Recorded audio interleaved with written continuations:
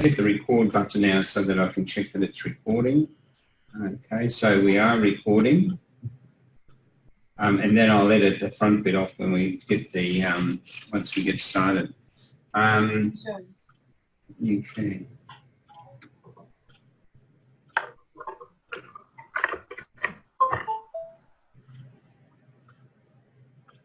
This is crazy. I save it to this USB stick and it doesn't turn up on the USB. All right. I will email it to myself. Hello, Louise.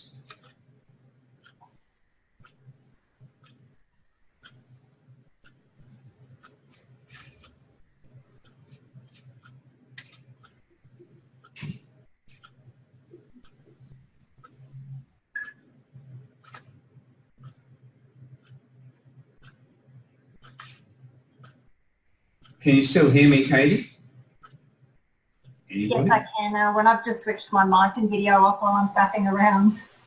No, you're right. I'm just putting the PowerPoint up. That's the document camera up. That's all. So I've had to change screens just to make it work. Okay.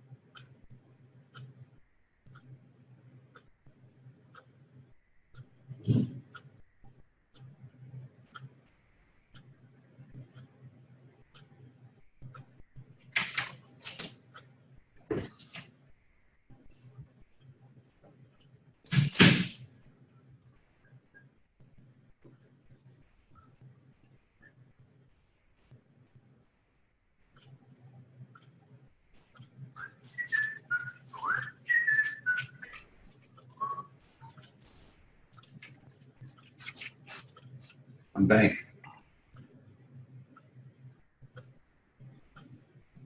Okay. I got there in the end. That looks good, Katie. I can see also Louise has joined us and Deborah. Hi, Louise and Deborah. Do either of you have microphones?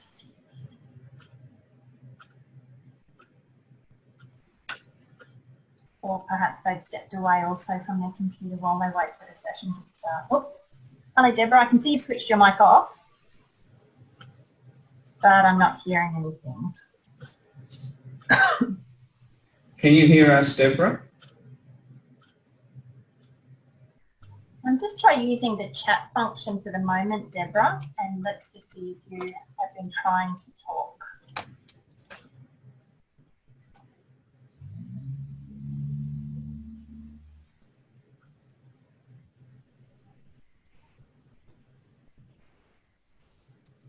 Oh, someone's talking. Sorry, trying to unmute myself. I unmuted you, Deborah, so try that. Yeah, it shows that you're not muted, Deborah. Just, it might be a microphone issue.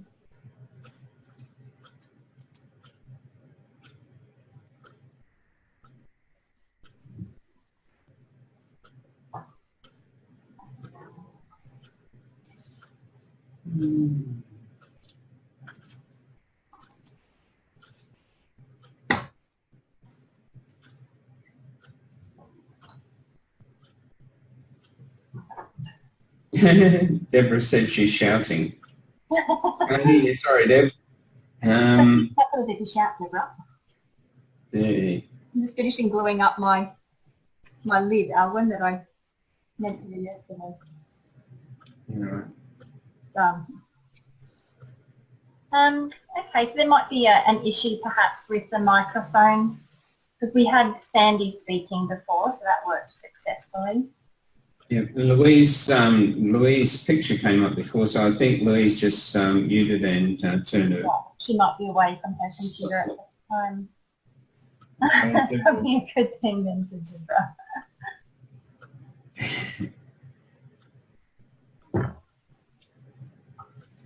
Deborah, do you have video?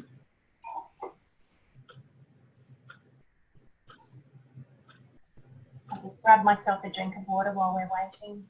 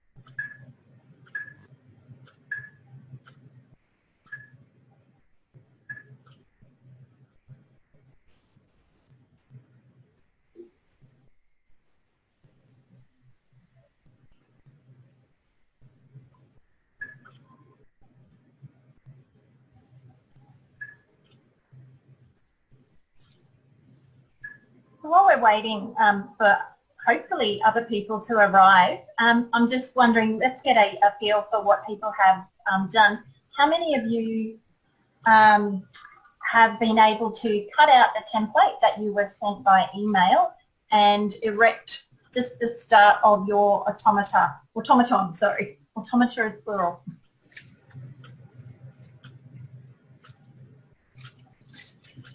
Well done, Deborah. I'm cutting mine out now. Frantic, that's okay, Sandy. Look, if you haven't, that's fine. Keep doing it now, and then we can provide a little bit of time in the session as well. Thanks.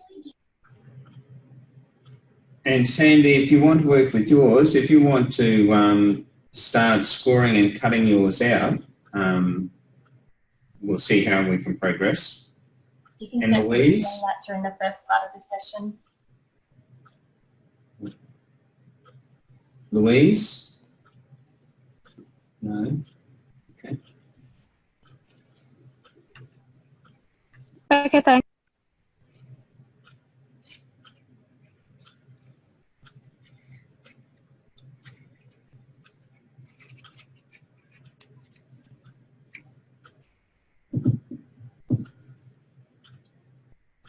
So I know Sandy wasn't here last week. Deborah, were you in the session last week?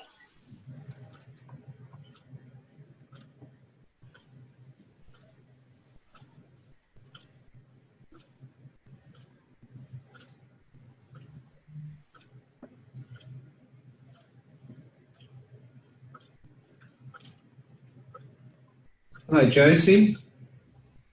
Hi, Josie.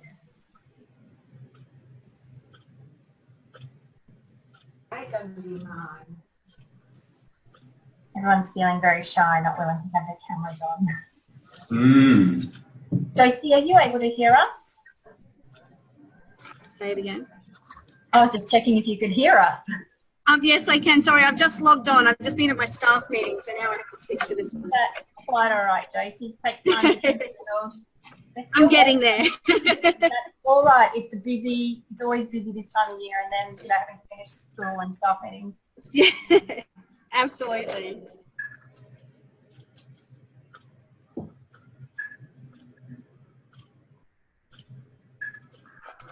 Sorry, Deborah, I just saw that you'd answered that you were in the meeting last week. That's correct. So just getting a feel for the room. So Josie, I'm assuming you were here last week as well. And we just haven't heard from Louise yet. Josie, how did you go? Did you get the template print out and manage to erect some starting point? Oh, well done. I think so. You've done your homework. Well done. I did mine too, because Alwyn's our maths guru, as I said in the video last week. So I've got my initial base ready. I'm quite excited about this. This is my first automaton. So we'll all be learning together. Yeah. I think I have it all. How many did you have in the session last week, Josie? There was about 8 of us. Right, and I heard from Tanya that there was some difficulty for some getting in, so I'm wondering if there is the same issue this week, because we've only got... Yeah, I think the people that are trying to come through on Ed Queensland, it's a little bit hard. Yes, I've heard that Zoom and And aren't friends. Yeah, I use my own internet, so I don't have to worry about it. Smart, thank you. If other people have had staff meetings till 4, they're probably racing home right now. Yeah, so mine goes till 4:30, but I'm allowed to leave early. Oh, go on, you just wanted to get out of your staff meeting early, didn't you? And you went, I'll enroll in that. Oh, absolutely, because staff meetings are amazing things. They're lots of fun. I didn't catch that last bit, sorry, Josie. Staff meetings are lots of fun, not. No. I hear ya. Yeah. I often come away from them feeling quite uptight. Absolutely, absolutely. Well, my teaching partner actually just left and she said, I'm going home. No. I'm not even sitting there. I've had enough. I'm going home. I said, all right. I won't tell. Mum's the word. Yeah. Well, it's 4 o'clock, so we'll give it a few more minutes. They were a bit late last time. Right. Okay, so we should maybe leave it maybe 5 more minutes. Yeah. Yeah. And that gives everyone time to keep building on their design. Yeah. If they haven't had the chance to do that. If they haven't had a chance. Sandy's Josie, have you got video? I can put my video on, yes. Can you show us your Yay! Right. Yeah, that looks pretty good. Yep, that's And the little that's it. thing. Yep. And the other little and one. the other bit. Yes, that's it. And that's what we need. I tried to do the paperclip. I think it's okay. Yeah, that will be fine. We'll work on that once we get to that stage. So that's good. Yeah. Louise, are you with us yet, Louise? Yes, I am. Hi. Oh, hi, welcome. You're right, Louise. Were you able to get any of yours made? I'm just looking at it now and going through the instructions now, so it's been a busy week. Okay, no worries. Coco, hey, welcome to this afternoon session. We're just waiting for everyone to get here, Coco. But did you have your model made? My Up to where we need it to be. model name. Your model. There's Katie, can you hold yours up? I can. Just let me get my video so I can see. So you were provided with via email a template. A template from last week. So Jacey's exhibiting another version there. So Coco, you may not have received it or seen it. Last week, Alwyn sent out a template that was to be photocopied onto cardstock that you would then cut and glue into shape in preparation for today's session, because we're going to be working with a very basic automata function. So it's probably a little late for you to run to a photocopier now and do that. So you can just contribute your ideas through the session and look at what others are doing. And then when you've finished, if you go to your emails, you'll be able to download the template and you can at least go through that process. Yeah, sure. I missed the middle part last week, and I will have to go offline again about 4:30. So maybe when this information was communicated, I wasn't here. I guess I don't know. I'm not sure. It was just emailed out basically. Okay. Yeah. So okay. That's all right. We won't panic when you drop out of the session then. So I will be off 4:30. Okay. Yes. And I'll be back. Sure. Yeah, that's okay. We've got some people chatting. Deborah's saying she's got my internet's dropping out. Sorry, video's not working either. Okay, so we'll just have to work with that as well. Making sure, Katie, that you're taking note of all of this. Absolutely. And I will acknowledge too that my internet yesterday when I was having a Zoom meeting dropped out. So if I disappear, it's just internet, and it seems to drop out and come straight back, so I might be gone for 10 seconds. You're right. And our fire warden just went past because there's sirens, a lot of sirens going off on outside the university building here. So, yes, it'll be an interesting afternoon, I think. We'll flex and change with whatever the day throws at us. Yep. Okay, so Katie, it's pretty well 5 past. I also said to Melissa that we would let her know if we were going to finish early, seeing that Steph's gone home sick. So she'll be coming in, if we go to full time, she'll come in at about 10 minutes before the end of the session. Great. Okay, so do we want to get underway? Sure. Okay. So how about we introduce ourselves first, Alwyn? My name is Katie Burke. I actually work for USQ from the Fraser Coast. There used to be a campus here and the university left the area, but I did not. So that's why I'm not presenting from the university campus. My field is not actually in maths or science, but I am an arts educator, as I said in the video last week. So that's my particular role in today's session. I'm helping you to understand that process of engaging with the arts authentically rather than tokenistically. So that's me. Over to you, Alwyn. Did you want to flip the camera up, Alwyn, so everyone can see you for a second? Yeah, I should be able to, once I get back here, camera control, I should be able to do, I think it's this one. No, not that one. That one. Not that one. Okay, there it is. Here we go. Yes, I was just changing the camera position so that it doesn't bounce around. Hi, I'm Alwyn. I'm here at USQ in Toowoomba. I'm a maths education lecturer. Maths and pedagogy lecturer. My areas of interest are in science, technology, engineering, arts and maths. And so this session here today is where we're going to hopefully look at bringing some of these ideas together and we'll see how we progress. Okay, Katie, back to you. It's actually to you. You're doing this one. Oh, right. Okay, well, back to me already. Before you get started, if anyone has any questions at any point in time, please feel free to just interrupt and do it there and then. Really don't mind if you just say, excuse me, and pop a question in. That's probably the best way to do it. Okay, Alwyn, sorry. No, that's not a problem. Okay, so today what we're looking at is we're looking at the creativity side of STEM and STEAM.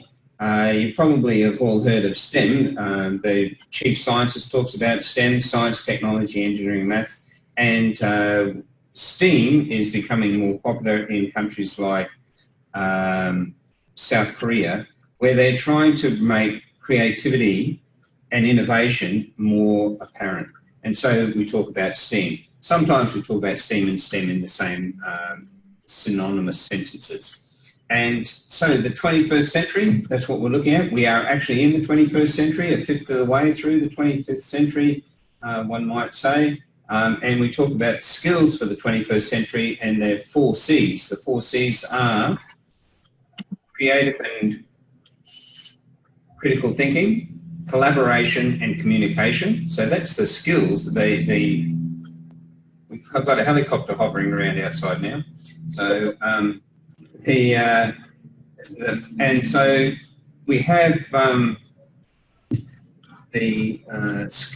those skills, and what we're trying to do is, okay, how are we going to teach that to children in the 21st century? And we're looking at integrating some of these ideas without losing the essence of them. So today in our workshop, we're going to make a little model. The model has at its base a little maths shape, basically a cube that sort of looks like the one that Katie showed you. This one's a little bit bigger, and we can measure it. We can talk about the measurements of it and things like that.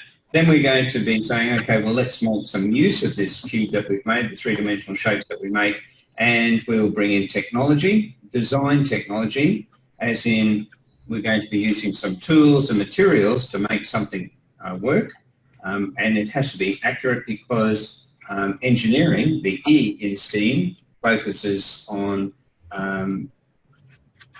the engineering side of things is accuracy. So we're bringing those skills in, and what we want to do is we want to say, okay, if we're going to do that, what can we do with the arts, and how do we make it culturally significant at this time of the year? So that's where we're heading to. I think that's where we want to get to, is it, Katie, before the next slide? Certainly is. And before we go on, Alan, did you just want to explain why we've got this image on screen and how it relates to today's session and our focus on form and function? Yes, that's a good question. Okay, so when we look at the bridges, if you look at, if you think of the Grey Street Bridge in Brisbane, it's basically concrete arches. And so the idea is to say, well, we can make our architecture, our engineering feats, we can make them socially and culturally more enjoyable rather than just being concrete blocks. So in Singapore, this is a bridge in Singapore, the Dragon Bridge in Singapore, and you can see, if you took the head off and the tail off, you've basically still got an arched bridge.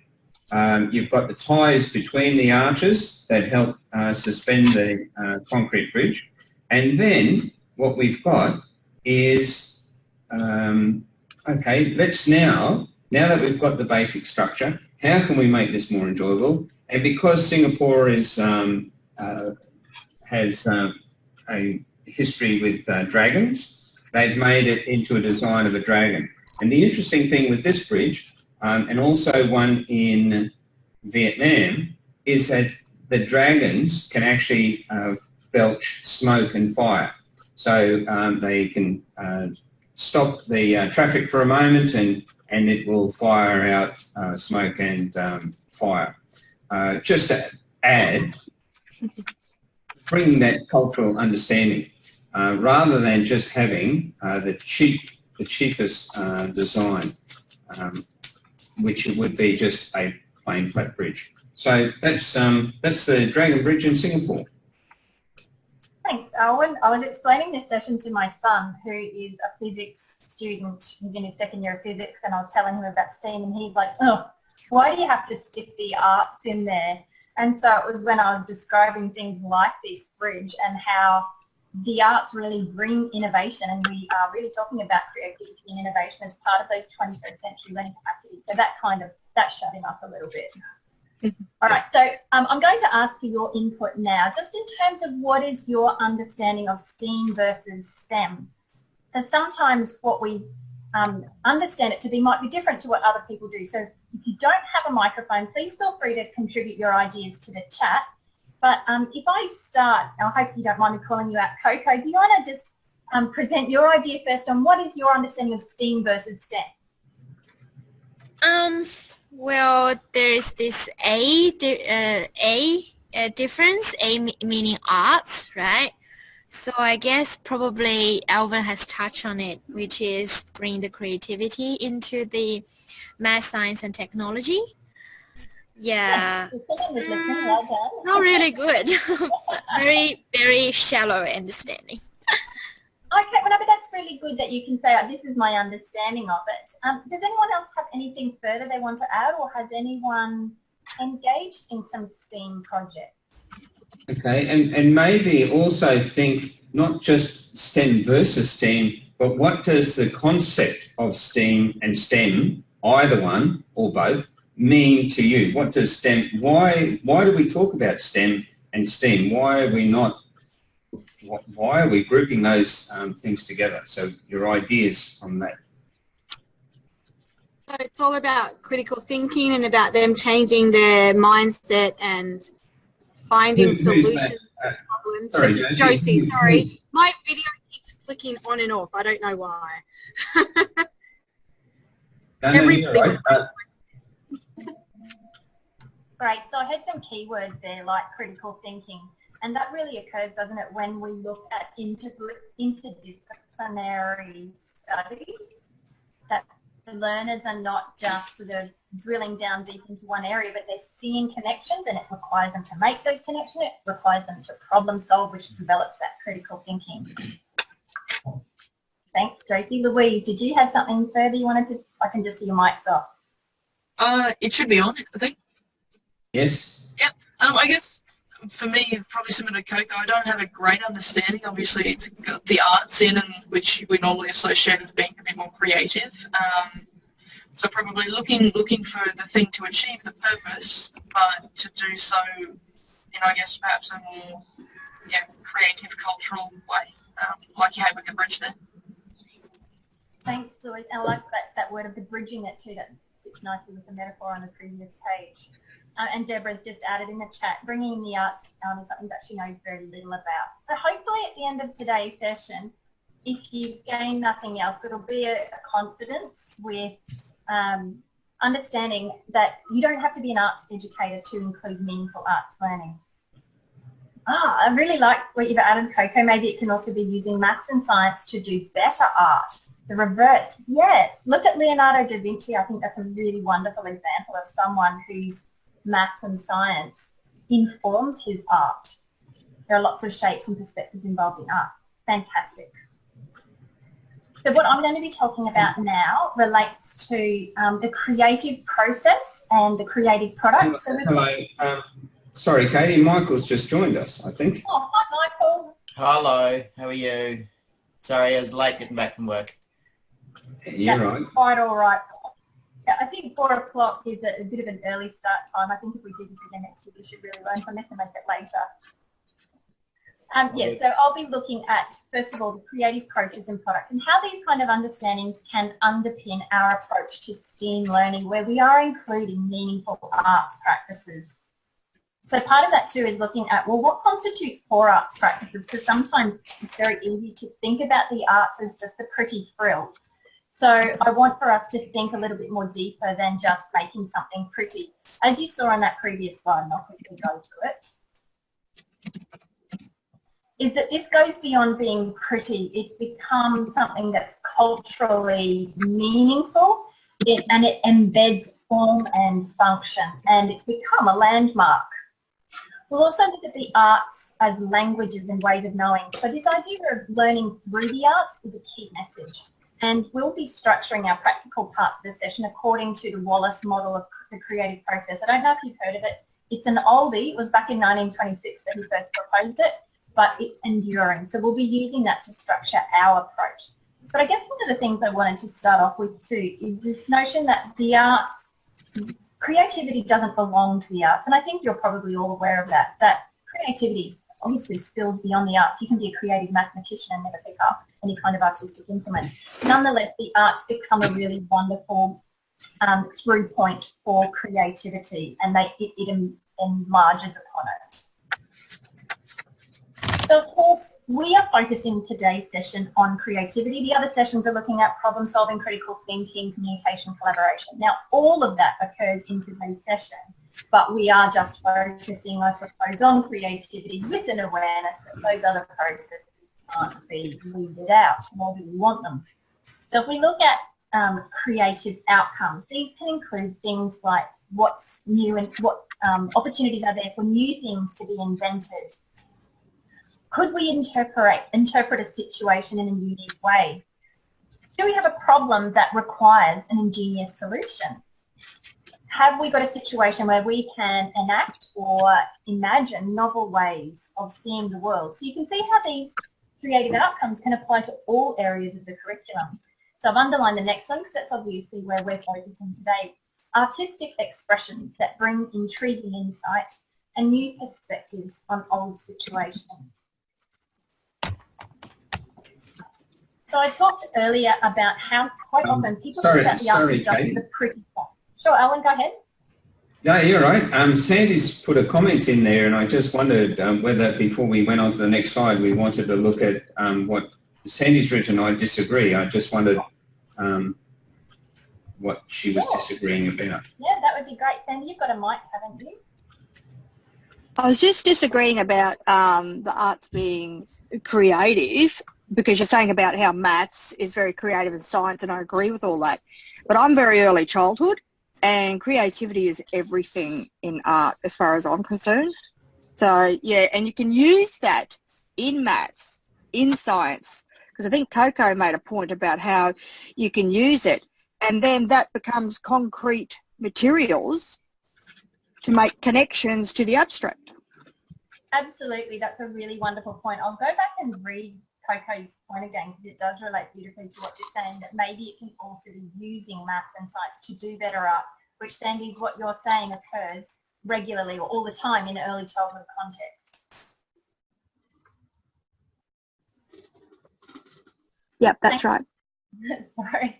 Thanks, Owen, for bringing my attention to that, because I don't see the chat. It's not up on my screen. No, that's okay.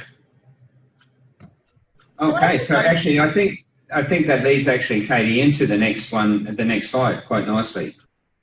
It does, because some people, I suppose, don't feel confident with arts learning, haven't had maybe any background in that area. Sometimes they can perpetuate unknowingly poor arts practices that we recommend are best avoided. So things like the cookie cutter approach. So you've got the little image there, which is, I think, a good, gives a good understanding of cookie cutter approaches, where students are provided with templates or step-by-step instructions, and so their success is attained by following those instructions.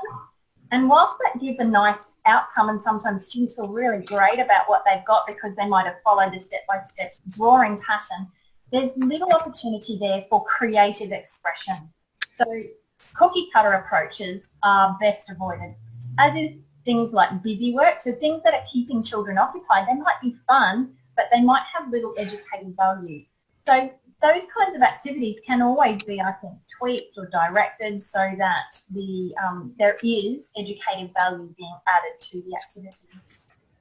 The handmaiden approach is often used where people will use the arts in another learning area. So it might be in maths, you start singing songs about numbers in order to help learn them. That's great, but it's not necessarily meaning that the arts are meaningfully being engaged with. So what we're thinking about today in focusing on STEAM is that we give attention to arts learning equally in conjunction with those other areas in STEM.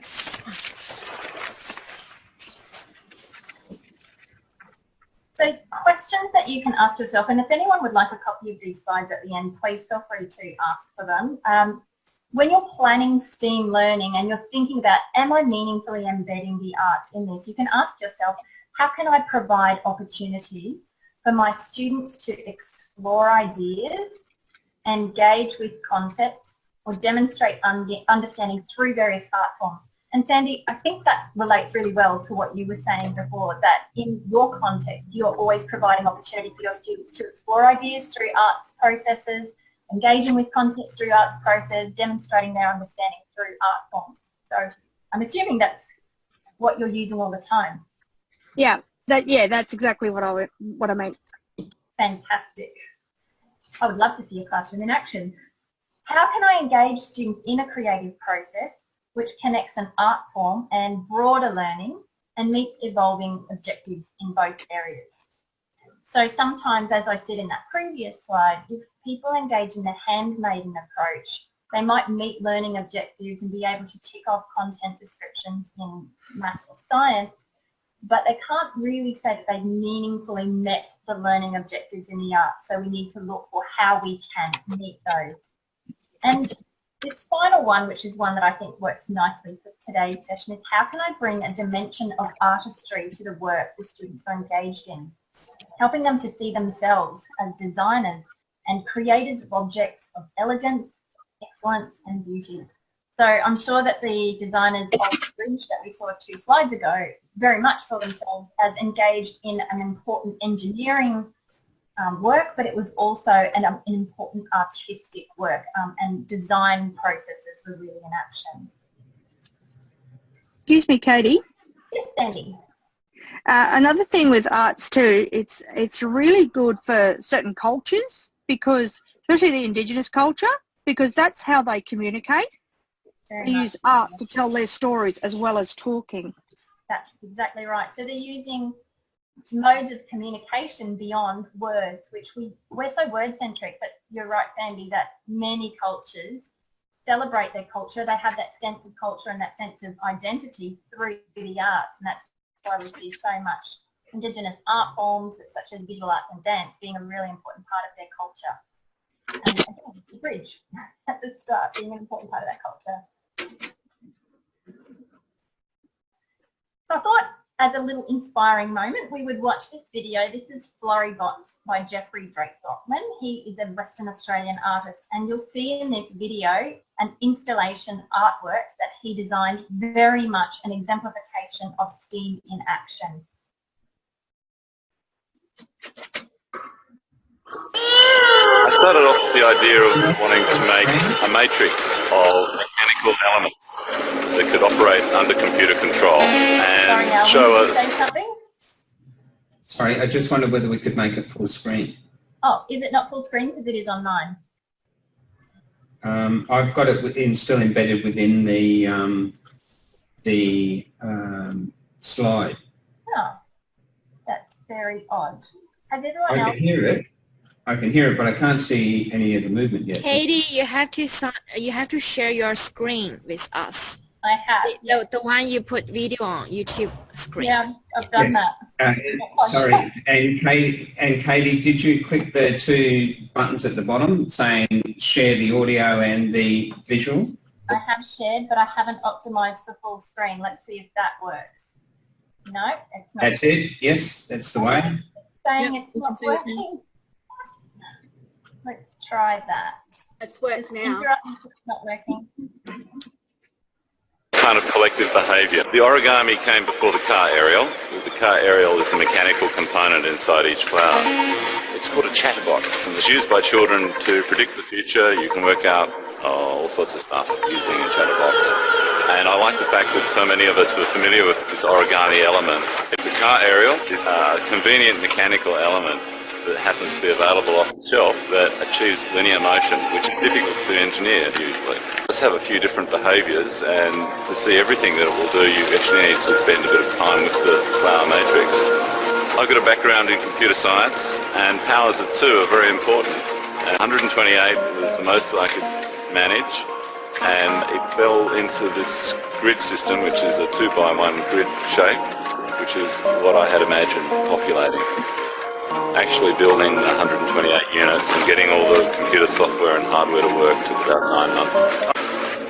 The Floribot mind has a number of states. It can become bored if there's nobody around, it gets understimulated. It can get overexcited as well if there are too many people rushing backwards and forwards, and it enters into a very erratic state. When it's bored, it's attention-seeking and puts on a bit of a performance, trying to get somebody to come and look at it. And it has some in-between states as well. If left bored for long enough, it will eventually go to sleep. And then it will wake up, it's re-stimulated, and it has some emergent emotional states. That's part of dealing with the herd. You get herd behaviours. By and large, they all do the same thing, but they're not identical. Everyone must be an individual just a little bit. It's got 8 infrared motion detectors. So it can see for a distance of up to 6 or 7 metres all the way around its periphery.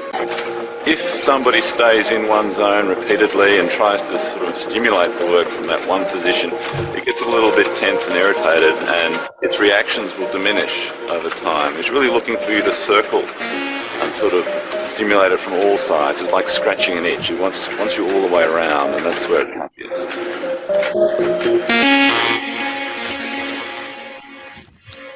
It's your PD. Mm.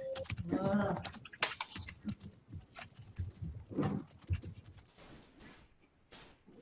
Sorry, I'm trying to get back to my PowerPoint slides. There we go. And for some reason, it's not on the right screen. Okay, there we go. And I've lost all my video participants. There we go. All right, I'm set now. So hopefully you saw in that, it was such a fantastic example of STEAM in action. We had a very beautiful and mesmerising art exhibition there, and we talked about the science, so because there was technology involved in software programming. You saw how it was a responsive, interactive exhibition too, that it responded to movement and sound in the room. And there was a lot going on in this one example. So keeping Floribots in mind, and this notion that we can create items of beauty that embed a lot of skills from science, technology, engineering and maths, the context for our learning today is the moving displays that we often associate, well I know I do from my childhood, with Christmas display in windows. So I don't know, have any of you seen these? Is this something that's part of your own Christmas tradition?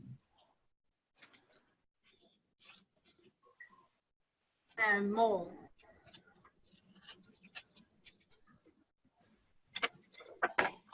Am I coming through okay? Yeah, you've now got a big blob in the middle of your screen though, Katie. I'm just wondering why we've got that there. That's it, anyway, right? That was the chat. That was me just looking to make sure no one had said anything. And maybe, can you exit from the full screen now? Because the clarity of the picture is not there. Oh, I'm sorry. Okay. It could be that I am having... We're back to you. Yeah, I just need to reshare. Okay.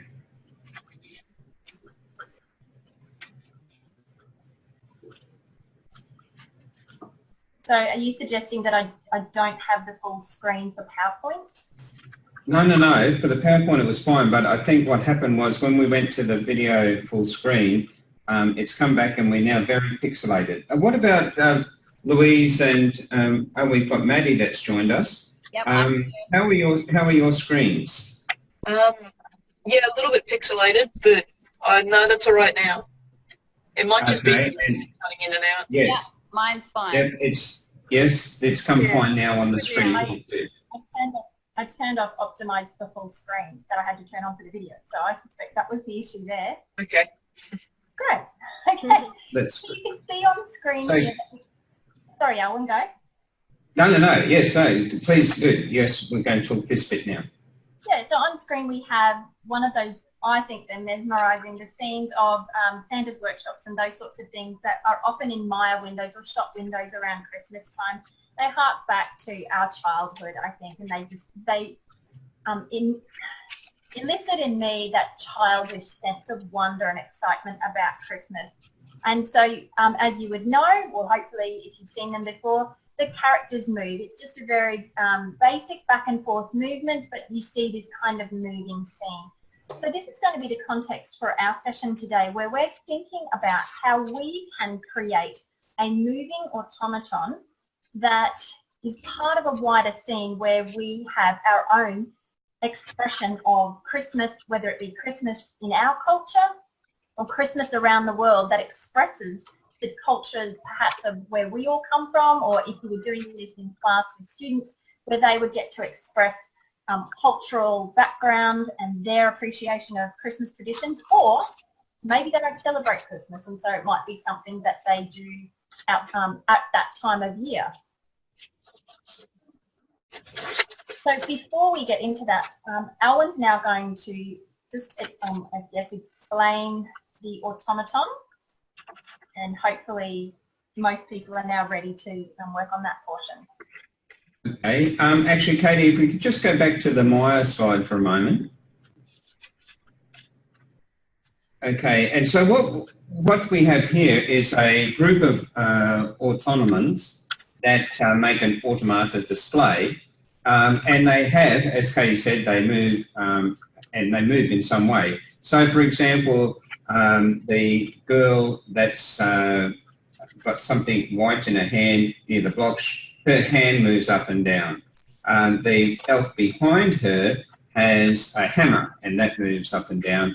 The girl with the reindeer's nodding, so that's moving. And of course, the automata model at the front here in the pink, they twirl around with excitement when they keep coming, Katie. I'm talking about the little girl. Oh, where's that? She twirls around with excitement when it all works.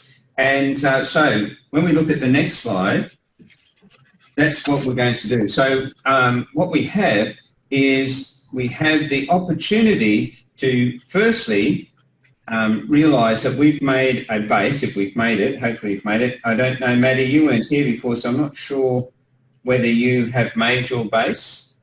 I've got part of it done, but I really struggled with it. No, that's fine. Do you have a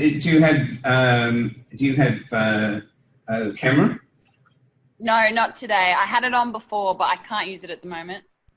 Okay, no worries. All right.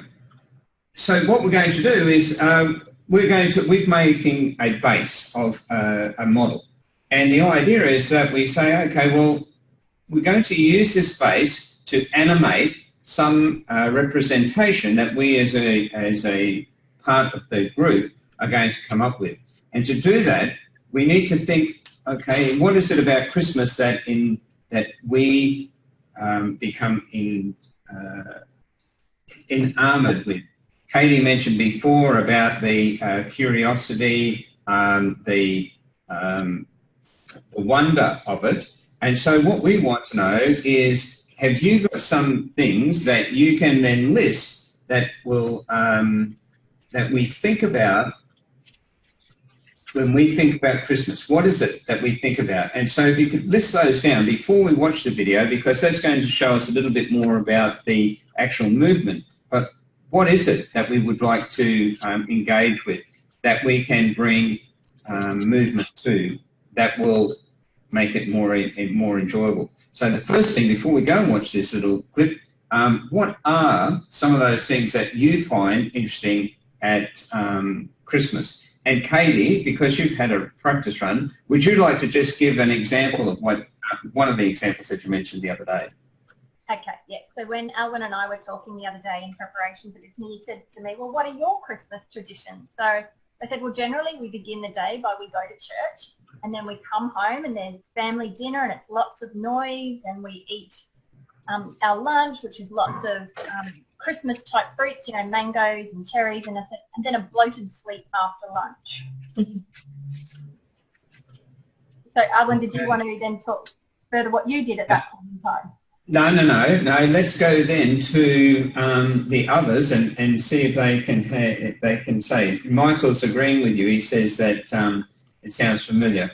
So from the chat room, we've got some people. I can see, Deborah, you also identify with cherries and mangoes and family, so we've got some shared traditions there. Maddie says, presents. I imagine a box lid opening and closing. Fantastic. No, we're already getting ideas. Sorry, Maddie, were you wanting to say something? Oh, no, I was just saying, yeah, that's what I thought of. And I thought of the automatron trying to, I don't know, get some movement from the lid of a box. I don't know. Absolutely. Yes, and Michael's nativity scene movement, and that's very much part of many people's Christmas traditions. And in, I know in our society we have this kind of blend of, I guess, some fairly traditional, maybe Christian traditions, such as the nativity scene, but we've also got a lot of more commercial stuff, such as presents and Christmas trees and food. Are there any other things? I don't know if anyone here has some overseas traditions that they brought into their own lives. Okay, all right. Well, we might keep moving. The next part of our project then is to try and say, okay, let's have a look at those. And I noticed that someone there has got the nativity scene, and I think that's Michael. And the next part of the activity is to say, okay, well, what is it that we would want to? How would we want to make it move? So now we might watch the video, Katie, and we'll see that, and then talk some more. Looks like I have better success this time.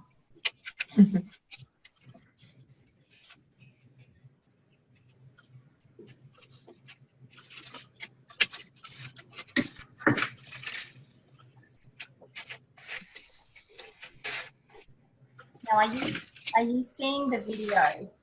Saying my screen is very paused. Yeah. Let's try this. Yep, there it is. Okay. Just leave it at that size this time, Katie. It might be easier. Yeah. Right.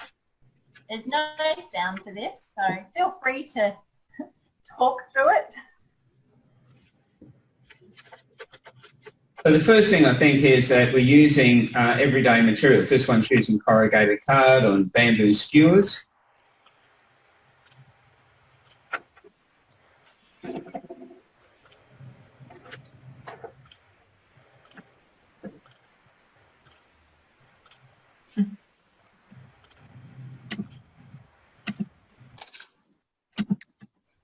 You can see the hot glue there that they've used on the end, bit of masking tape.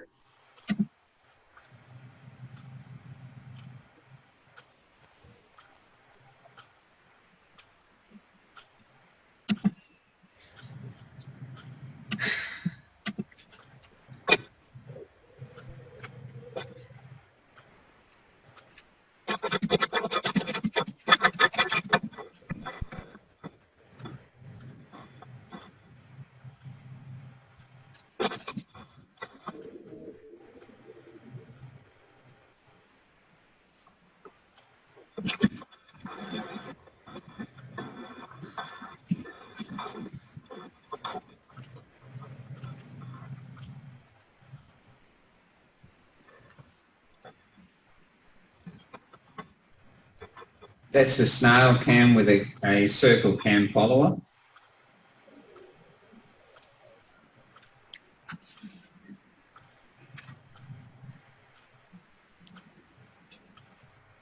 Okay, so then what we need to do is then we have our piece of paper, our blank paper, and we then say, okay, well, what is that we want to move? And so, Michael, I'm going to steal your idea for a moment. If it was the nativity scene and I'm thinking of the star flying over, I would want the star to be moving across the screen. So I would need to be thinking about how that might work. If it was, what else we've got here? Lid box opening and closing. So there we had the box, and it opens and closes. So we want some sort of movement that will make that work. Stop the screen share and your video should hopefully be larger. Okay. Please click on speaker view. Does that work for everyone? Well, we've got two, Katie, so hang on a second, I'll share me. Hang on. I'm not, whoop. Go on view, and then speak. Okay, so can everyone hear me now? Yep. Oh, but you can't. Yep. Can you all see me? Yes. Yep, can see you. Yep. Okay, looking big, that's good.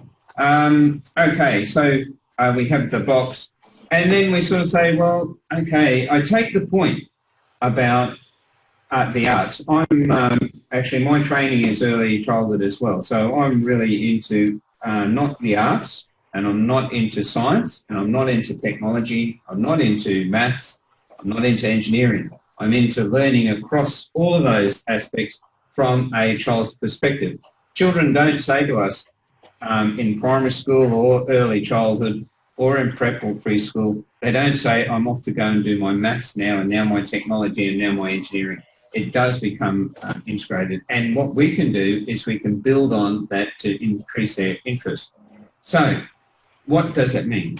Well, we want to enhance their artworks that they might want to do, and we need to think about how it moves. There is a video on YouTube called Chloe, C-L-O-H-E, which has some teachers practicing the different movements that we could do. So we have movements going up and down. We have, as I say, the ones going left to right, and we have going around and around. Like the little girl in the Maya window, when she got very excited, she can twirl around. So our model that we're going to make, we can make it do all of these sorts of things. So this one here, for example, when we use it, it will go up and down. I don't know if you can see.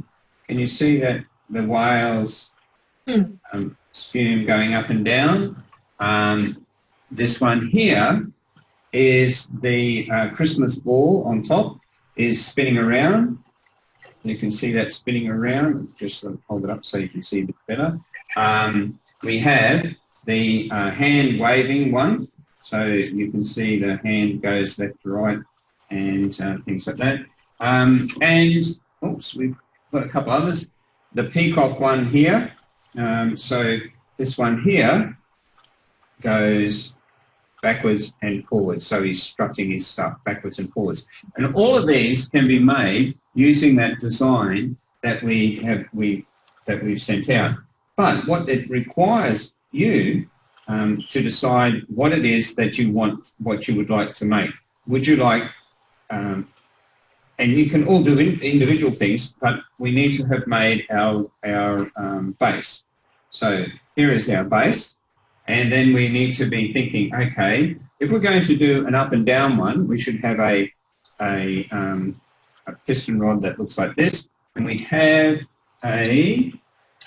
somewhere here, oops, we have a piston sleeve here. Now you'll notice, hopefully you can see it, that the piston sleeve is just that little bit bigger than the piston so that it would slide up and down nice and easily. So what we need you to do is you need to think about what sort of design that you would like to go to do so that we can progress your model. Now, if you haven't made the base, that's okay. You can sort of still join in the conversations. And it's very difficult when I can't see anybody to see what you've all done. So we need to put in the chat what it is. Yeah, I think it, and also Katie, I think it's C-H-O-L-E. No, C-O-H-C-H-O-L-E,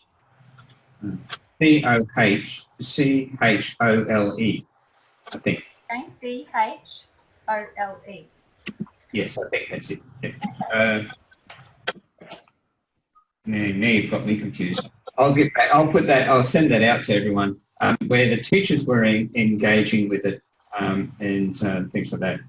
Okay, so can we on our group chat here? Can we put down whether we would like to make something like the little girl twirling around. So here I've just got the blue one here, and so what we do is we wind the handle and the ballerina or the little girl in the pink dress twirls around. Or we've got the hand waving, we've got the whale moving up and down. Think about your activities and then sketch them out. So, for example, if we have on our piece of paper here, I've stolen Michael's star, so he's got a star, and we're going to want to move it across the nativity scene at the back, like the waving hand motion. And so if I've got the waving hand motion, I take my cardboard box. Notice on the side I've put two circles. I've made them dark green so you can see. That's just to reinforce the where the paper clip goes, and hopefully you've got a paper clip that we can use to make the crank handle. And we need our piston. Now in this one we're just going to have it going left to right, so we just need that cut straight up.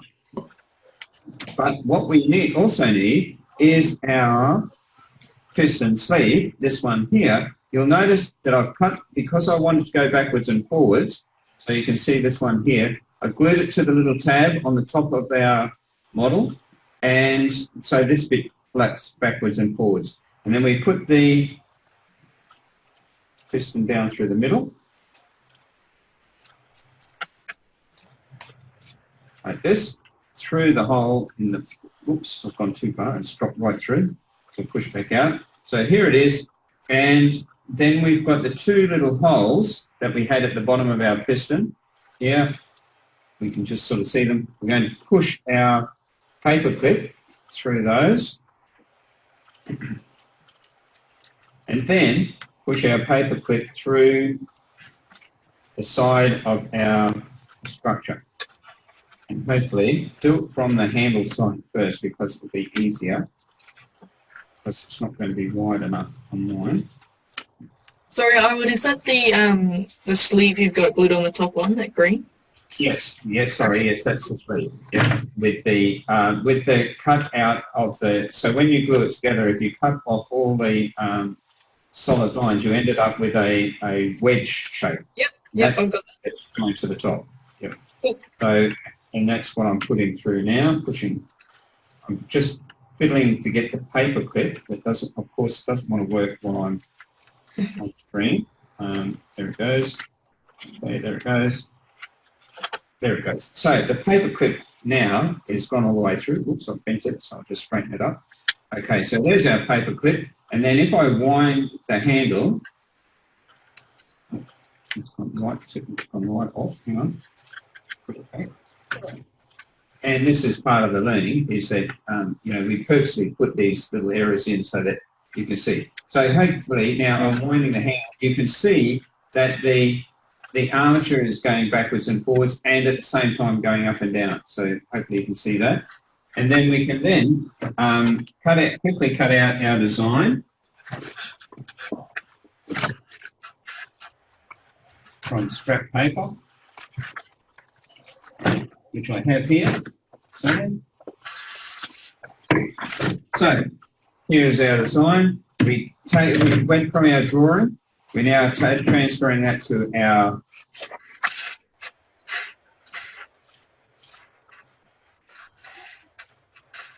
and I'm sure Michael's style was a lot more interesting than mine. But talking about it from a maths perspective, Eric Domain, who's a mathematician at MIT, he can make a star with one cut. So that's something to think about for yours. Okay, I generally use with my workshops PVA glue. So here's the PVA glue I'm using here, only because it works with moving parts a lot easier. So I'm going to now glue that on top of my design. And there we have it. We just let that dry, and hopefully, if we've done a careful job, it doesn't do that. So, right, here we go. Putting the star back on, glued it to the top, and I've got the system shutting down on me, Katie.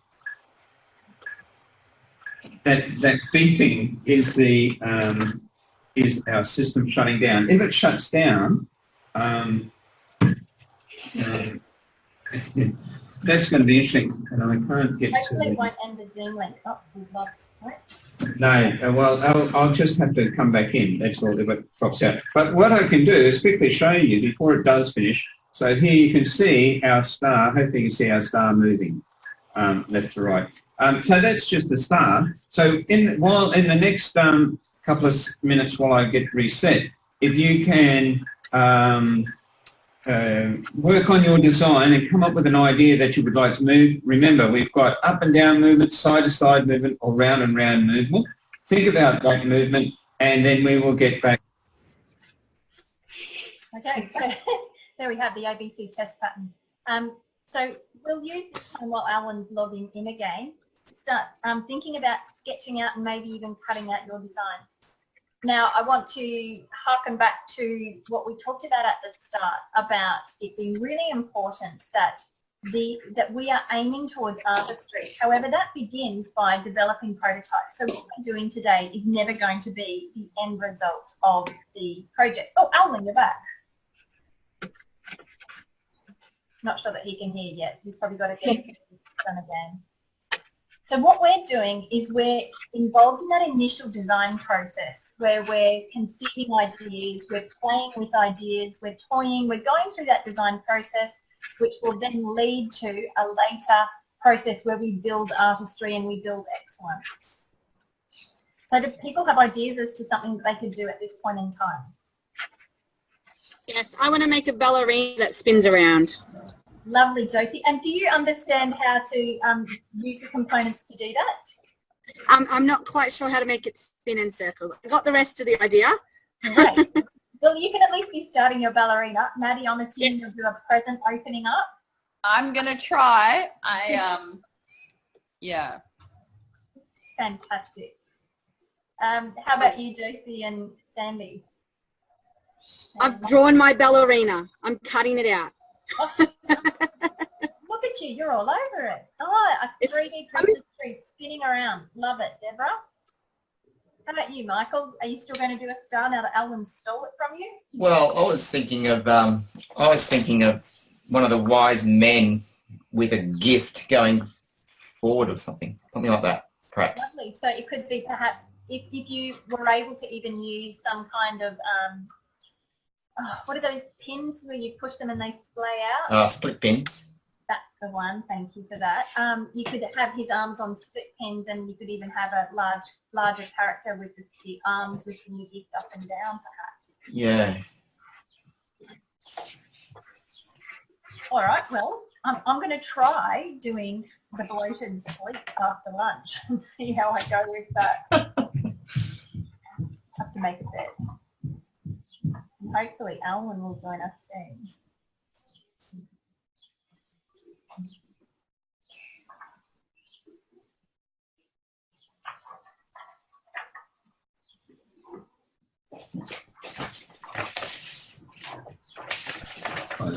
Can you hear me now, Katie? We can, yes. Excellent. Wonderful. So that wasn't so bad. We've just been chatting through the ideas. But Alwyn, yes. A couple of people have wanted to do the the spinning motion, but we're not quite clear on how to do that. So yes, I was listening in. Just that you couldn't hear me, and while I waited for the system to reset. But and also Josie was looking at the spinning one, and Michael wanted the bending. I think of the wise man offering a present. So. What we need to do is you need to sketch those, and Josie, you're cutting your ballerina out. Yes. And Michael, you're have you got video, Michael? Maybe. I haven't really turned it on. You're right. Just that if you can show me your sketch so that I can assist you. Yeah, I can see you. I can't see me. No. Hang on a sec, though. I've still got a problem with my screen. I can't quite see your picture, so just give me a moment. The screen there, and Michael, if you. Oh yeah, there it is. Now I can see it. Hold it up again, Michael. That's a rough sketch. I'm doing another one. Yes. No. That's brilliant. What I would suggest, Michael, is that you need to think. Okay, if the person is giving a gift, here's the gift. And they're giving the gift, they're going to be, I would imagine, bending down to the manger or the crib. So if they're bending down, you need to think, where is your character going to bend? So on your sketch there, you would need to sort of sketch where it's going to bend. And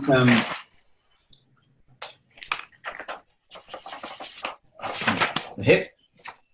Yep. So when you do your design, you could actually do your design like so that it actually hinges. And so to do the hinge, what we could do is you could do the top part and the bottom part separately, or you could cut out your your character there. I'll just try zooming this camera. It's reset all itself, so I've got to go.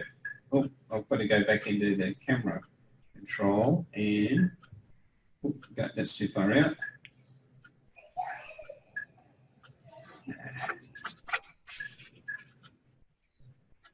Too far. Sorry, Michael and everybody. I'm just trying to get the camera zoomed in here. Okay. So, Michael, what I would be looking at is up here is your head, and then you had your body part here, the arm here with the present. Actually, if I change pens, you'll be able to see it clearer.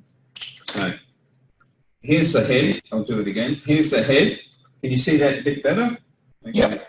That's the part of the body. Here's the arms with the present. Okay, and then what we want to do is we have the bottom part, the cloak there. So this is where it'll hinge on this back here. It'll be folded on.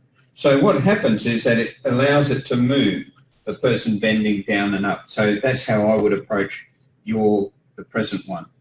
So can you tell me about that joint again? What have you done at the head? Okay, so what you need to do is you're thinking about the net that you're going to draw. So the net of your person might be, you might have your head part here.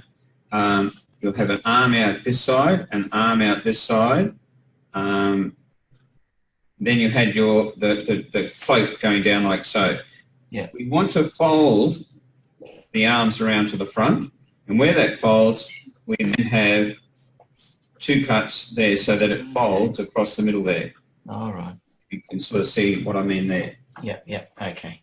Okay, so remember this is just a rough one, and that we can hopefully get something done with today.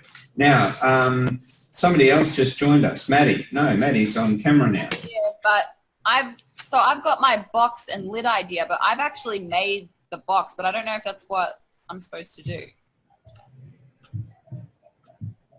Okay. Katie, have you got one? Maddie, have you got one that looks like this?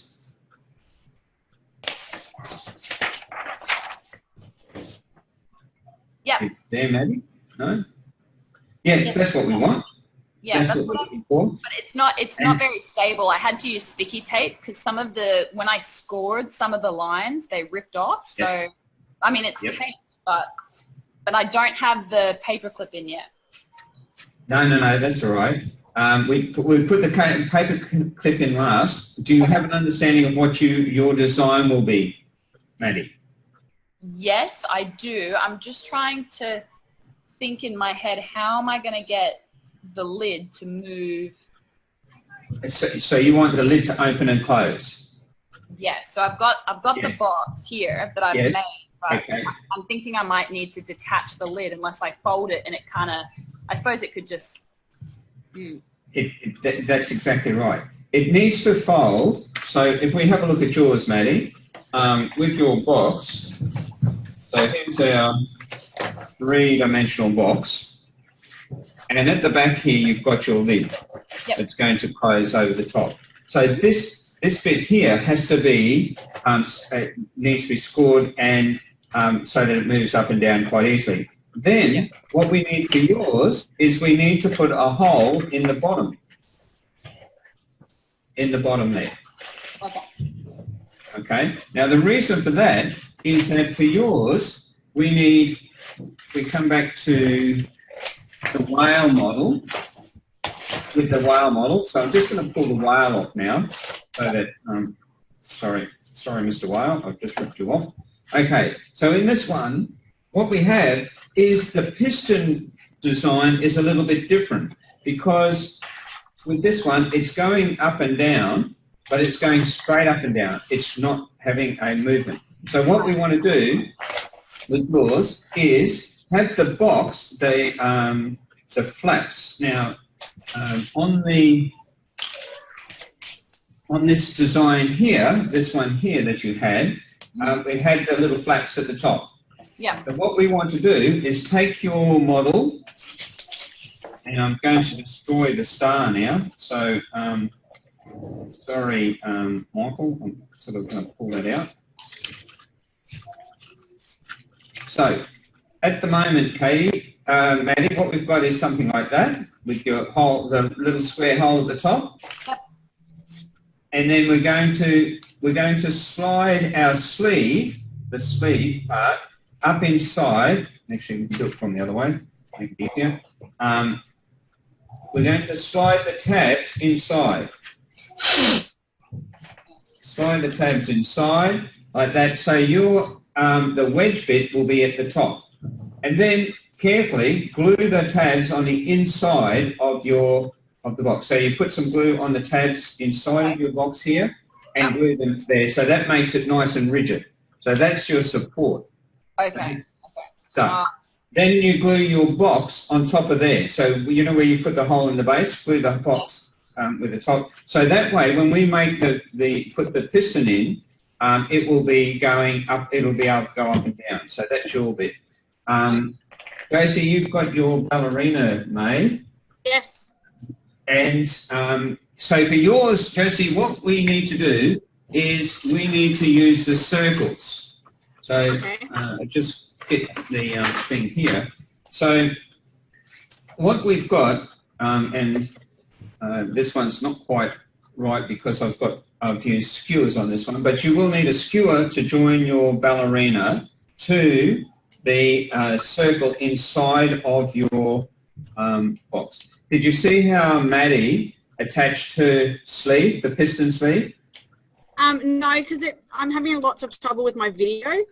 My internet's not doing really well, but it's working. I can see you now, so now you're moving.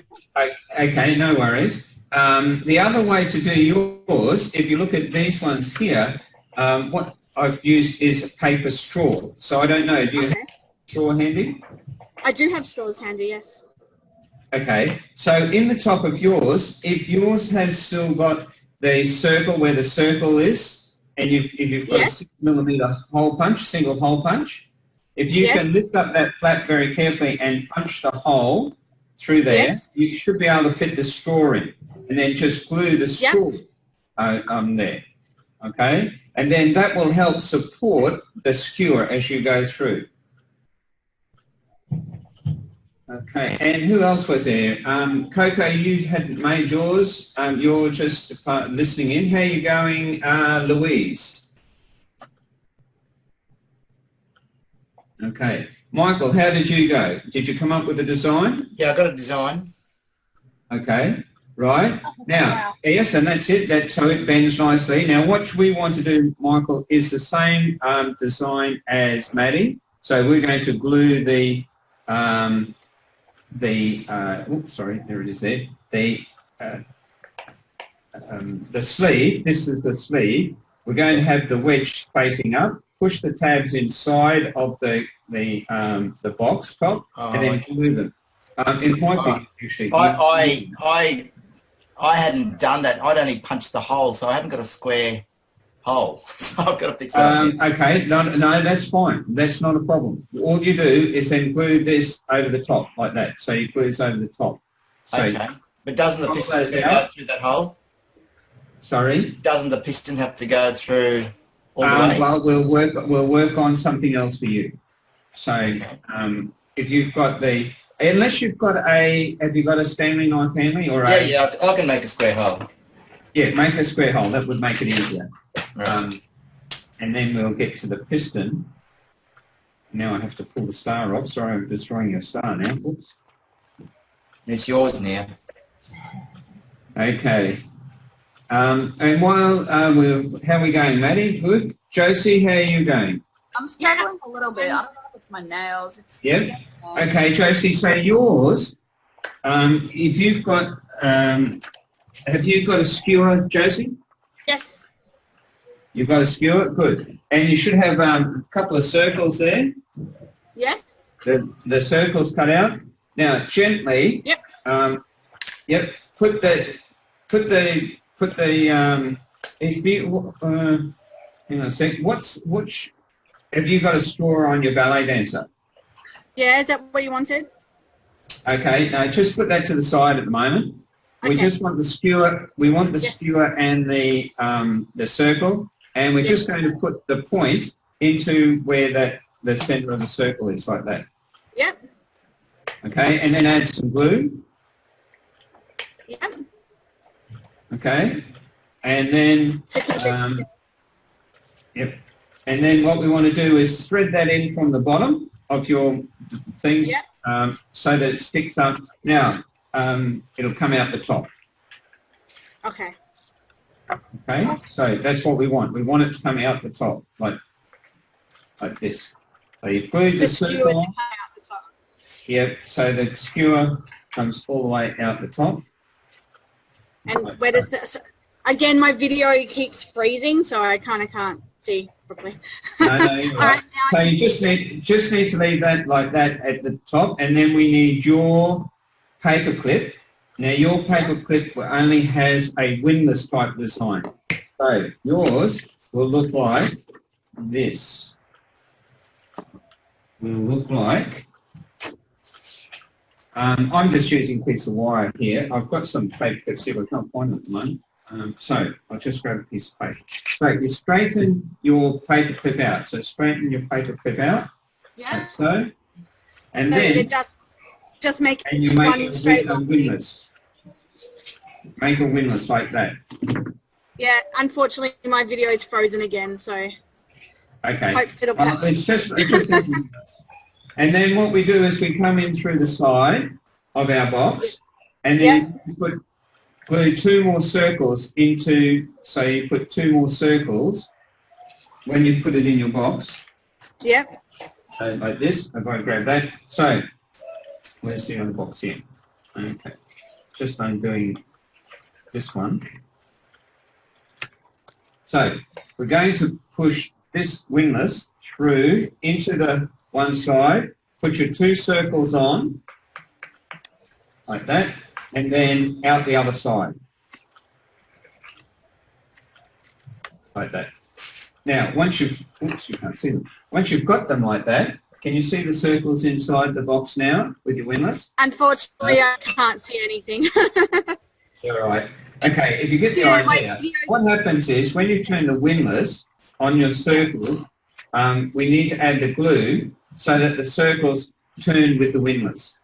Then we gently lower your bamboo skewer with the circle on top of it, so that as you turn the windlass, it turns the bamboo skewer around. So if I show you on this one, for example, okay, so let's get rid of that one. Here is a bamboo skewer with the circle. Can you see the circle inside turning around? I'm going to go back and watch the recording and get it right, because hopefully it'll work. Okay, no worries. And then you put this circle on top, the one from the bamboos, your ballet dancer, that turns around, right? So then it's turning around. You can see it turns around like that. And all we do is replace then the ball with your ballet dancer, like this. Yep. Magically make a ballet dancer. And notice at great expense, this ballet dancer has a patty cake for a skirt. And so this and you can see that what happens is she turns around. She's all excited. Okay. Now back to Maddie. Oh, sorry. Can I interrupt for a second, Alwyn? Josie, the video that we watched earlier, and it showed different cans and yes, that will also provide you with some inspiration too. Great. Unfortunately, yeah, my internet's bad and the video just freezes. So. No worries. Okay, Michael, how are you going with yours? Well, I've got the sleeve in there. Yes. Okay, now we need to, both you and Maddie need to get your paper clips. Have you got your paper clips folded? Yeah. I put mine through, I did put mine through, but maybe that's not right. No, that's fine. But what we need to do is then, you've got your thing there. Have you got your, so at the moment, we have our, yes, that bit there, it moves backwards and forwards like this. Yeah. So it's got a hinge there. And at the bottom, there's 2 little dots. Yep. Through the bottom. That's where we've got to put, when we put our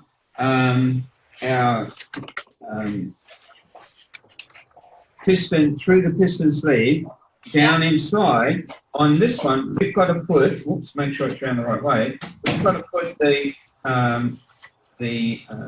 paper clip, as it's going through, it's got to go through those two holes in the bottom.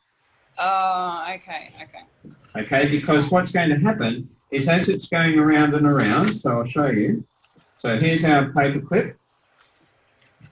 I've put this in, remember I've taken the piston sleeve off this one, but as I put the paper clip through the bottom and then through the bottom of the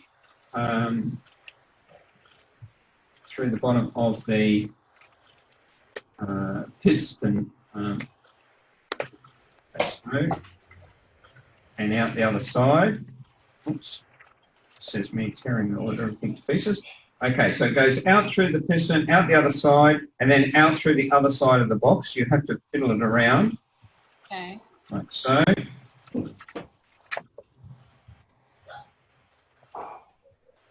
Okay, and get that back on there nicely. That's it. So, right. Now what happens is, as it goes, it should now go up and down. As you turn your handle, it should go up and down. And now, why is that important for both of you? For Maddie, you then put your Christmas box over the top, and when you push it, when it goes round, it should lift your lid up.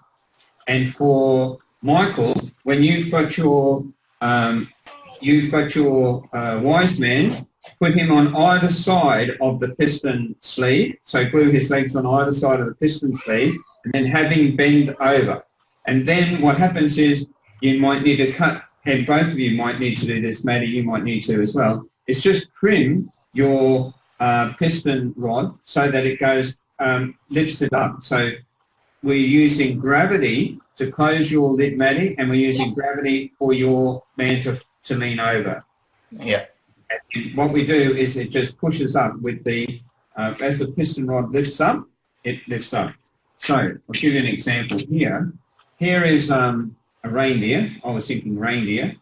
So I cut out a reindeer. And as I wind the handle up, so he's hinged at the back, very much like yours, Maddie, your Christmas box. Mm-hmm. So what happens is that as I wind the handle, it lifts up and goes up and down. And that will be the same action for yours, Michael. Hopefully you can see. Is the reindeer moving up and down for you? Yep. No? Yes. Except I'm using I'm not using the handle in that because I haven't got that organised. On here, if it was this one, remember it's got the piston sleeve and then it's lifting up. So as you wind this around, it lifts up, not going sideways, it goes up and down. Yeah. And so for your lid, it pushes on the lid like this, pushes up and then falls down. Gravity pulls it back down. Michael, your man is standing either side of the piston sleeve. You can glue his legs to the side. And where his middle is, he's bent over. When you push the piston rod up, it pushes him back up. Okay. So he stands up. Yep. So he's glued to the legs and the piston pushes his tummy up. Yep. Yes. Okay. Okay. And Josie, you'll look at the slides for the next one. Louise, I still haven't heard from you, so I'm hoping you're still progressing. And Coco, hopefully you're getting some ideas of the different motions. I will send you 2 other links that will look at the same sort of ideas that might be a bit easier to start with. Because why I say that is, Katie, I'm taking it that we should be moving back to our slides. While they're drying, everyone's characters are drying, we're moving back to the slides. Oh, yes. Keep working, but watch the slides as well. We are starting to get towards 5:30, and Nell's actually in the room too, Alwyn, to share her spruiking of next week's session too. Yeah. So we were hoping to give you all a virtual tour of the USQ Makerspace. Alwyn, do you just want to quickly describe what our Makerspace includes and involves and help whet everyone's appetite to go and apply for funding so that they can have a makerspace in there. For certain. Steph Piper's our outreach person at the USQ Makerspace here on campus in Toowoomba. And we have a couple of 3D printers. We have lots of this sort of resources, cardboard resources. We also have these kits that, that box that's there is a Arduino kit, which allows us to do adding lighting and servo motors. So instead of us winding our models, like this one here, instead of us winding it, we can actually put a servo motor in there, we can put LED lights on there, make it light up. That's a bit further down the track. And I think one of the things that we have the advantage with STEP is that we can actually access these resources. So 3D printers, there are tools, there are ideas for making 3D printing. We did have a video, but we weren't able to download it. I've just explained, Stephanie was planning to be here, but she went to Bali and came back with Bali belly, and so she didn't want to stay around with that. But hopefully we will have a video that we'll also upload before your next session next week. Okay, so that's Steph. Thanks, Alvin. So I've done things a little bit ahead of when I thought we were going to do them, but that's okay. Let me explain the Wallace model for supporting creativity and just give you an indication of how we have actually, I guess, approached things that way. So there's 4 stages that Graham Wallace saw when he studied the creative processes of a lot of people in doing his research back in 1926. And he noticed that there was this typical progression of 4 stages when people were engaged in genuine creative process. And that began with a period of preparation. So that was where the problem was investigated. It's partially planning, but partially getting your head in that creative space too, and being willing to sit with the problem, so problem finding as well, and getting a lay of the land. So as part of the preparation today, we were involved in sort of cogitating ideas as to, getting the background information about what we're doing, and then sharing our ideas regarding what we could make our automaton into and create a Christmas scene. So after preparation, we have the incubation period, and this is the period that's often skipped in schools because we're time poor. So this really intentional time of giving students time to play with ideas, to experiment, to make mistakes, to learn from that, and then to have this moment of illumination. So that illumination, the aha moment, when we realise this is the best solution for me. So sometimes at incubation period, you might have this back and forth between playing with ideas, or maybe I'll do this, and then actually engage in it, no, back to the incubation.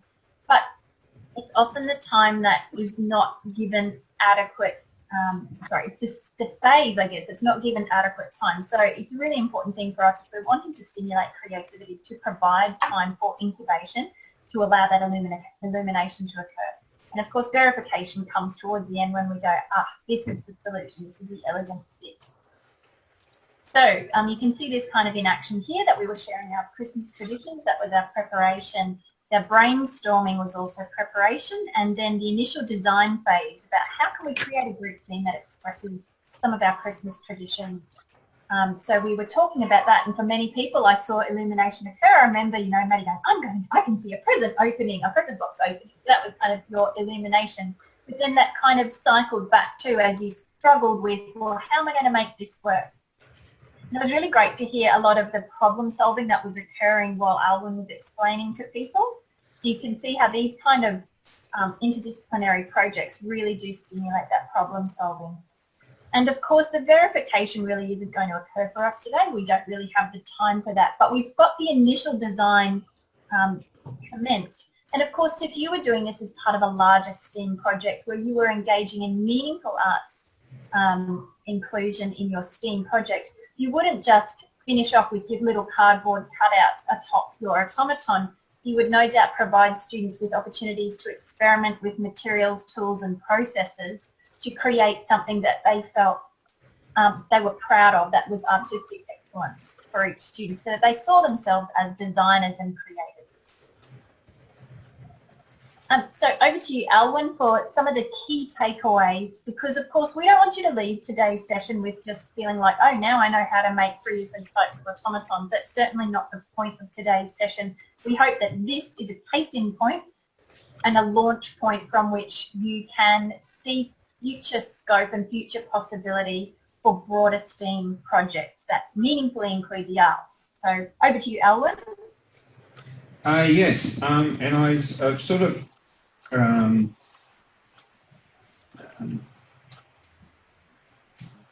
what am I thinking? I'm thinking, okay, you know, sort of, I feel a bit guilty that, you know, sort of everyone's still trying to get there. Maddie's got her, she's got her scissors going, and Deborah talked about a revolving Christmas tree, so I put the revolving Christmas tree on the top here, and then I'm hoping, I've taken the whale off and I've used the whale, so here's the wise man, and we'll have a look and see whether the wise man lifts up and down. So hopefully the wise man lifts up and down.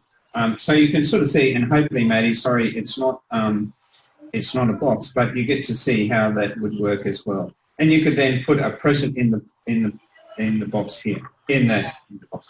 Put a present in the The problem I had, I did try, I don't know if you can see, but I drew a net of a box, and I thought I was going to get it to push the lid up, and for some reason it wasn't working, but because the entire box was lifting up and down. But what I've done is kind of broken down the net and made it like a flower, so it actually looks like a flower is growing, and there you go. Actually, I think, Maddie, that should go in a museum somewhere. Maybe if we make another 127 of them, we could, and put some colour, we'll be... anyway, so yes, just so you know, this is changed to a growing flower.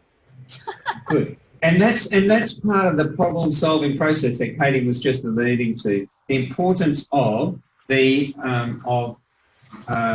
discussion, communication, coming up with some designs, thinking about different things. The other thing, of course, was using colour. So we might have used colour and things like that. And Katie, Maddie, in the Hermitage Museum in St. Petersburg, they've actually got some flowers there that do that. They actually rise up and move as well. So there you go. Doing that exact thing. I don't understand, Katie, why I'm looking at my midriff, but I'm hoping you talk and I'll get the camera fixed again.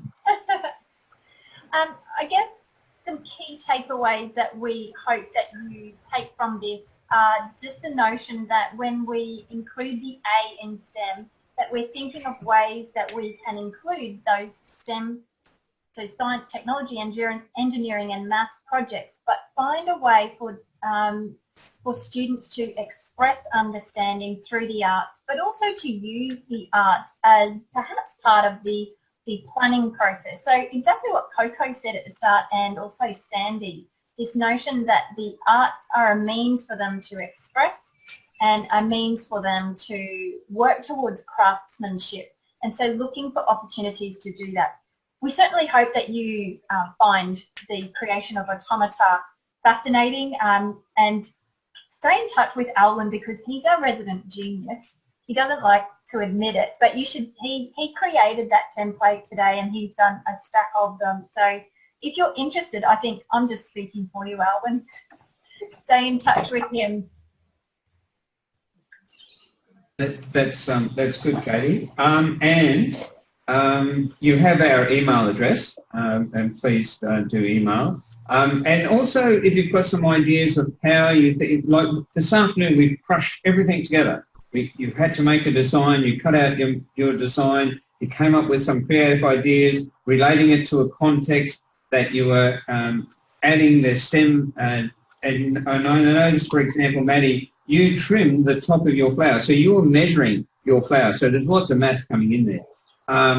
And you do, sort of, when you reflect on these sessions, maybe one of the things that we look at is that we have a longer period of time for teachers to be engaging with professional development so that we can develop these skills so that we can move on to basic electricity and adding in electronic controllers and things like that. And Katie, I'm very aware that Melissa's ready for us, I think. Yes, so we'll introduce Melissa to you now. She is going to be presenting next week with Ange Fitzgerald too. So Mel, are you there? Hello, how you going? Thanks, Mel. Take it away, yes. Yeah, great. Well, hello everyone. Next week, we're actually going to be looking at communication in STEAM. So what we're going to be really thinking about is talk, share and articulate in terms of communication. So the talking is about the language system and the language that we use when we're looking into STEAM. The sharing is about the social aspect of STEAM and how there's great learning for our 21st century learners when we have that social aspect. And finally, the articulate is about the assessment and the monitoring and the feedback and I guess the way that we give praise with a growth mindset. So all those sorts of things are what we'll be looking at next week. We'll be doing a little fun activity as well with the BAR or Bigger Add Replace, using a bit of art in there, Katie. And it should be an awesome session and we look forward to having you along. Thanks so much, Mel. Thanks for popping in for today's session. So I guess before we finish, and I do apologise that it does feel very rushed. I suppose we hope that this is a sweeping overview rather than we can't dig in. But if there is, I don't know if anyone's willing to share maybe one key point that you feel you'll take away from today's session or one new learning that you weren't really cognizant of prior to this afternoon. For me, I know when the template first got sent out of this activity today, I guess I went in with the notion that you cut it out, it makes something, and that's it. But when you do it, you know, I came into this with the base and whatnot and, you know, came up with this present idea, but I think the process is an evolution and within the span of 10 minutes, my idea completely changed. But that was part of it because it wasn't until I started connecting all the other pieces and actually operating it that I was able to figure out, okay, this isn't actually so functional. So changing and reflecting along the way would be useful for the kids, I suppose, and maybe helping them, you know, accept the fact that it's not that you're failing, it's just that you're trying something and retesting it, I suppose. That's such a wonderful reflection. Thank you so much for sharing that, Maddie. Katie, I had no idea what we were coming into. I didn't know what an automaton was.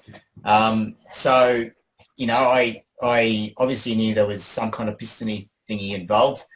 But I'm very excited about what the potential of this can lead to because I have done just a little bit of STEM PD recently, and now to add the A in there was really quite exciting to see where this can lead in terms of still the problem solving, which is a key of STEM. And yeah, the A aspect is really, really mind-boggling where you can go with it. Hey, I feel like that's a win. Thanks for that, Michael.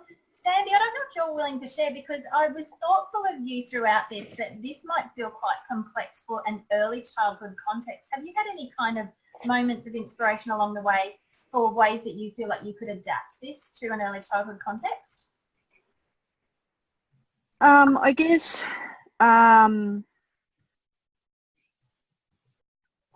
yeah, I think I could.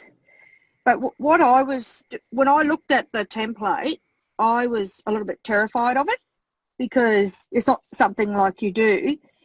But what I did was I kept on, like I cut it all out. And while, you know, we were doing this session, I just kept on persisting and just kept on having a go at it and sort of, you know, it sort of worked out. I've got to make a few improvements, of course, but that goes with what Maddie said. You just, you know, it's not about, you know, you can't do it. It's just about, you know, persisting and keep trying. But I'm thinking in early childhood, something with maybe cardboard boxes and they could draw pictures. Yeah, cardboard boxes, even large ones to make a really, you know, and just cut out pictures of what they do. It could be a house, it could be anything, something like that, or a painting or something, and then it could be shaped into I don't know, like a cube or whatever, something like that, or even a glittery star, because children love glitter. So yeah, something like that. But I'd be using boxes and whatnot for the early childhood content. Exactly right, Sandy. I mean, these boxes here, and also you don't have to have something as complex. When we were deciding what we would like to do, it was very difficult to come to an understanding of who the audience was going to be right up until last week. So that's why we went with this. But with your boxes, don't forget they can push through the boxes to make, instead of them making the framework that we have here, they can use these boxes and just push it through. Use straws, use pieces of rulers. There's whole bits of wood, anything they like, putting them together and seeing how they move, so that if you put them through, and talk to them about the tools that they're using. So, for example, if they're using some sort of skewer or needle to put a hole in the box, they need to realise that they don't that they don't put the hand, they don't put the hand on the other side here, but they can have a skewer and then have their box spinning around, and then what makes it spin and things like that. So definitely, there's a lot of potential with cardboard boxes. Yeah, that was pretty much my idea, really. Just use, that was my idea, because they can't make it so complex with early childhood. That's wonderful, and that's what we hope, is that you can sort of take ideas, the principle as well as the ideas, into whatever is. Sorry, I'm hoping that Melissa's still there. Was there anything that Melissa needed for them for next week? No, I think Melissa might have dropped off. Yeah. Okay. Well, hopefully, if that's the case, that Melissa and Ange will email everyone out. But I'm really mindful of the time that we've now gone over, and I'm aware how busy teachers are. So I just wanted to thank everyone so much for your wholehearted participation and that you gave it a go. Well done. I didn't end up getting my bloated sleep finished because I was too busy listening to everyone. But thank you for your participation, and I hope that you continue to enjoy the remainder of the session. Thank you. Katie, can I just ask a quick question? Just in terms of, I missed last week, couldn't get on. Is there a recording of last week? And I'm going to miss next week as well because I'm away. Yes. So what I'm going to do tomorrow is find out, I know a recording was done and we recorded today as well. And so I will find out where we can access that. Hopefully it will be uploaded to the USQ platform, and then I can just email everyone with that link. Fantastic. Thank you, Katie. No worries.